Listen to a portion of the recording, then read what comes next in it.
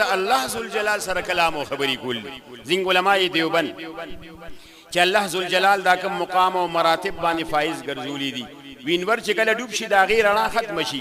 علماء دیوبند وفات شو لیکن دا غیر رڼا اوس په مقدس مکه باندې موجوده ده او تا قیامت پورې به دا موجود دی ولی د قران او د حدیث د رڼا د وجنه زین علماء دیوبند کې شیخ الهند مولانا محمود الحسن دیوبندی رحمت الله علیه چې چا د پاکستان تحریک ریشمی رومال آغاز کړیو د پاکستان جوړېدو د پاره یو تحریک چلیدلو تحریک ریشمی رومال او داغي آغاز چا کړیو شیخ الهند رحمت الله دا غرو فقهای کار شیخ العرب والعجم مولانا حسین احمد مدنی رحمت الله علیه میاں اصغر حسین صاحب رحمت الله علیه میاں عزیر گل صاحب رحمت الله علیه او حاجی صاحب تورنگزی رحمت الله علیه او چې کله دا راز شریف مکه انګریزانو ته پاش کو او دی مکه مکرمه کې گرفتار کړل او د اوخانو په ذریعہ جدید راوستل او بیا د مالټی په جیل کې دوی 16 فروری 1917 کې دوی نظر بند کړل او بیا د مالټی په جیل کې 3 سال 7 ماہ 3 سال 2 ماہ لیکن بیا یو جیل او خلاصو بل جیل نو 3 سال 7 ماہ دی د مالټی په جیل کې قید او بند او تکالیف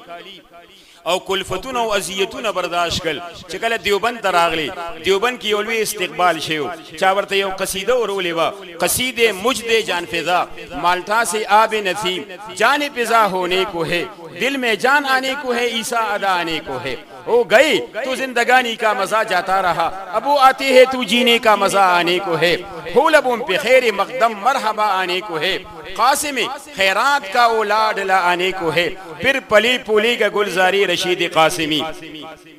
پھر پلی پولی کا گلزاری رشید قاسمی سالے کو گھبراؤ مت تم رہنما آنے کو ہے ہو مبارک تجھ کو دار الحدیث دیوبند او ترا شیخی حدیث مصطفیٰ آنے کو ہے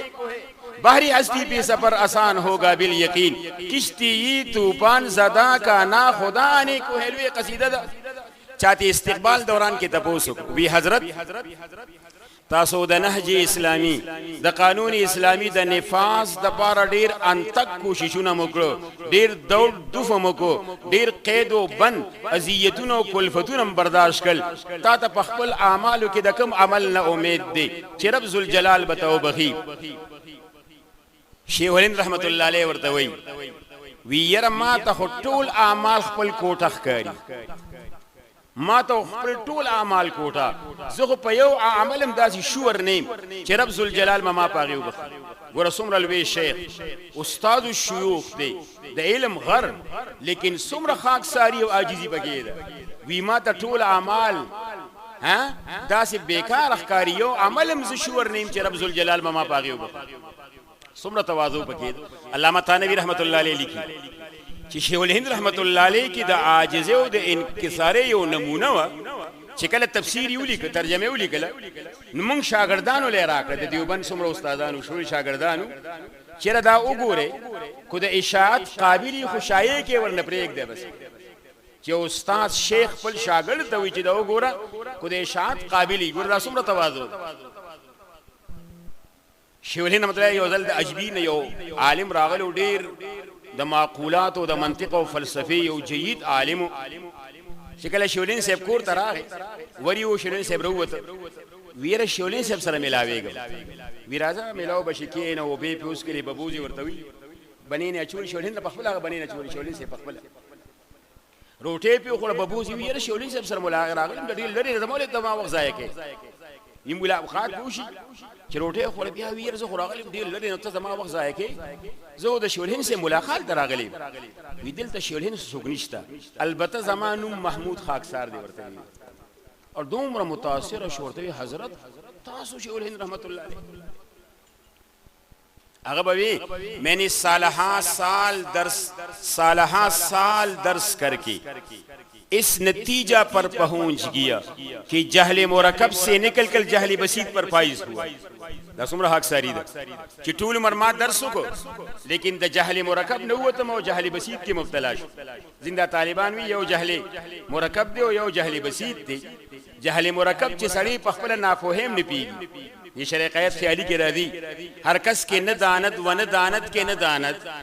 هر کس کې نه دانت و نه دانت کې نه دانت در جهل مرکب ابد الدهر بمانت چې اوسړي نه پیږي او په خپل ناپوهیم نه پیږي دی جهل مرکب کې مبتلا دی یو ناپوهید او بل په خپل ناپوهیم نه پیږي او هر کس کې نه دانت و بدانت کې نه دانت هر کس کې نه دانت و بدانت کې نه دانت هی هم خرکی لنګ به منزل برسانت یو سړی نه پیږي خو بدی پیږي چې نه پیږم ځان ته ناپوه وي نو ګډ خر دی په منزل مقصود ته ورسی یو شیل هند سے وی چې ګورز پدی نتیجو ورسېدم صالحا سال درس کرके جهل مرکب سے نکل جهل بسیط پر فائز دا څومره د عاجزۍ او انکسار دغه 30 نومبر 1920 کې دی وفات شوی دی چې کله وفات کېده علامه عثماني صاحب دا ټول موجود دي نو دا سترګې غړې کړې وی افسوس پدې نه چې زمرما وی پدې افسوس ته چې په خپل بستر باندې زما خدا تمنا وا چې میدان جهاد کې د الہی کلمت الله په جرم کې زما بدن ټوکړي ټوکړي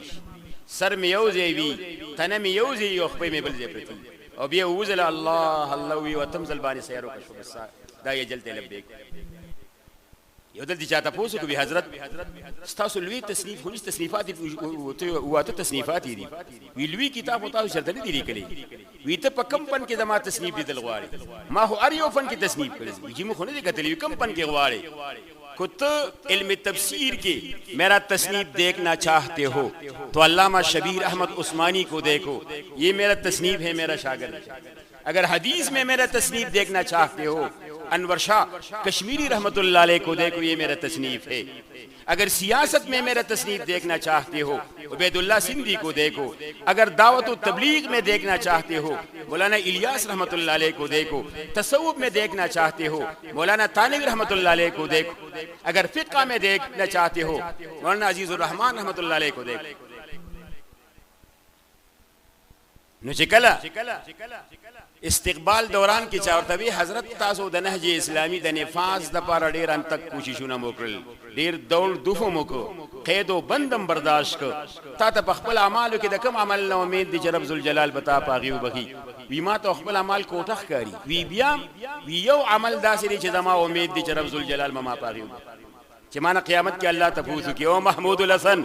ستاسو کارنامه ده وی زبد ترخنه د قران شریف تفسیر رو باسم روز محشر هر یکی تصویر جانان در بغل من نید حاضر نشوم تفسیر قران در بغل زما ترخ کې به د قران تفسیر خدای د زما کارنامه ده شاه عبد القادر رحمت الله علیه 40 سال د قران شریف ترجمه او تفسیر پلو کړو 40 سال چې کله دیوبند تراته داخله کې دیوبند نو ناظم داخله نه ورکوله ورته وی جیول داخله نه راکې